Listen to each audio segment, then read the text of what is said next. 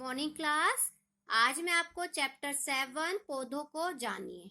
यदि आज मैं आपको बोलूं कि आपने अपने चारों तरफ कई प्रकार के पौधे देखे होंगे। कुछ पौधे आपके छोटे होते हैं जो गमले में उग जाते हैं, कुछ ऐसे होते हैं जो बेल के रूप में नजर आते हैं, और कुछ पेड़ ऐसे होते हैं जो ऊंचे लंबे होते हैं जिनका तना बहुत मोटा होता है। कुछ पेड़ पौधों के फल का रंग लाल होता है, कुछ का पीला, कुछ का सफेद। तो उनके जो पौधों के आपके वो होते हैं, फ्लावर्स होते हैं, वो अलग अलग कलर के होते हैं। कुछ के फल बहुत बड़े होते हैं, कुछ के फल बहुत छोटे होते हैं। तो आज हम इस चैप्टर में पौधों के प्रकार के बारे में और उसकी संरचना के बारे में जानेंगे। तो सबसे पहले देखिए चित्र 7.1 पौधों के भाग।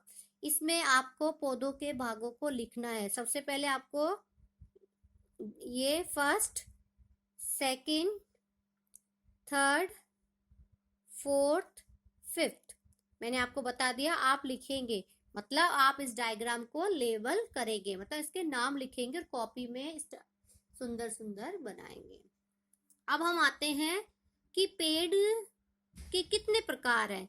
आपके बुक में पौधों को 3 भागों में बांटा गया है: शाख, झाड़ी एवं वृक्ष। तो आप जानते हैं शाख, झाड़ी और वृक्ष कैसे होते हैं। आप यहाँ देखिए और अंडरलाइन कीजिए। हरे व कोमल तने वाले पौधे, हरे और कोमल जिनका तना होता है, शाख कहलाते हैं। ये सामान्यतः छोटे होते हैं और अक्सर इसमें कई शाखाएं नहीं होती है। आप देखिए डायग्राम में शाख को आपने देखा, तो ये शाख के बारे में बता रहे हैं कि शाख कैसे होता है। फिर चलते हैं हम नेक्स्ट। आपका कुछ पौधों में शाखाएं तने के आधार के समीप से निकलती है। तना कठोर होता है, मोटा नहीं होता, उसे झाड़ी कहते हैं। कुछ पौधे बहुत छोटे ऊंचे होते हैं और इनमें तना दृढ़ और गहरे होते हैं, और शाखाएं भूमि से कई ऊंचाई पर होती है तने से। इन्हें वृक्ष कहते हैं। तो शाख, झाड़ी, वृक्ष को आप अंडरलाइन किए लाइन को आप नोटबुक में एज ए नोट्स लिखेंगे।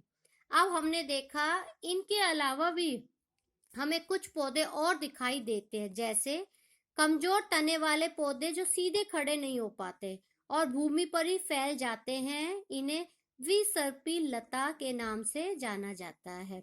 विसर्पी लता में देखिए आपको डायग्राम 7.4 दिख रहा है। अब कुछ पौधे ऐसे होते हैं जो सहायता से ऊपर की तरफ चढ़ जाते हैं। ऐसे पौधों को आरोही पौधे कहते हैं। आरोही पौधे का डायग्राम देखिए। ये सहायता से, मनी प्लांट है, सहायता से ये चढ़ता जाता है।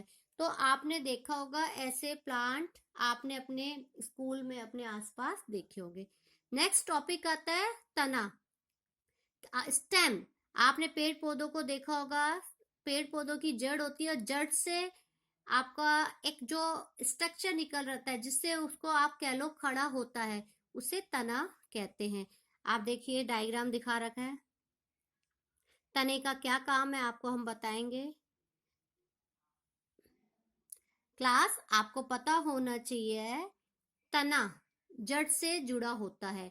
जब हम जड़ में पानी, मिनरल्स डालते हैं तो जड़ उसे एब्जॉर्ब, सोखते हैं, और सोखकर ऊपर की तरफ तने को देते हैं, और तना उनसे, जड़ों से खाना, पानी ग्रहण करता है, और ग्रहण करने के बाद वो आगे लीफ या पत्ती को दे देता है। तो आप समझ गए तने का काम क्या होता है, जल को ऊपर चढ़ाना होता है, और जल को ऊपर चढ़ाकर वो खाने के लिए तैयारी करवाता है। यदि तना नहीं होगा तो आपका खाना और मिनरल्स, पानी ऊपर तक नहीं जाएगा।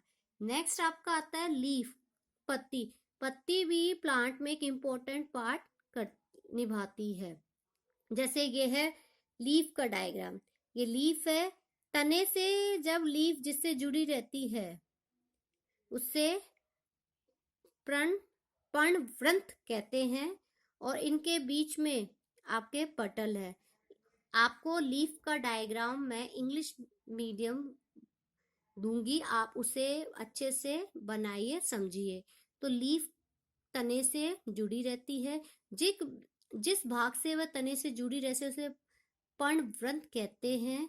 पत्ती के चपटे हरे भाग को फलक कहते हैं और पत्तियों को हम आसानी से पहचान जाते हैं उनके हरे कलर से। ठीक है। और आपको एक क्रियाकलाप दे रखी है। पत्तियों को यदि आप पेंसिल से हल्के शेड करें तो पत्तियों के आपकी संरचना रेखित होगी। जैसे शिराएं। शिराएं क्या होती है?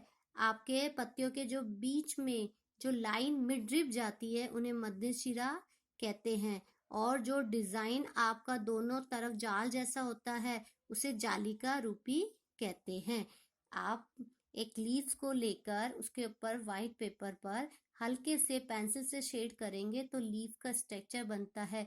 लीफ के स्ट्रक्चर को ध्यान से देखें तो हमें बीच में से एक मिड रिब निकलती है और उसके चारों तरफ आगे पीछे आपकी छोटी छोटी सी लाइनें निकलती हैं जिन्हें वेन्स और मिड रिब के नाम से जाना जाता है।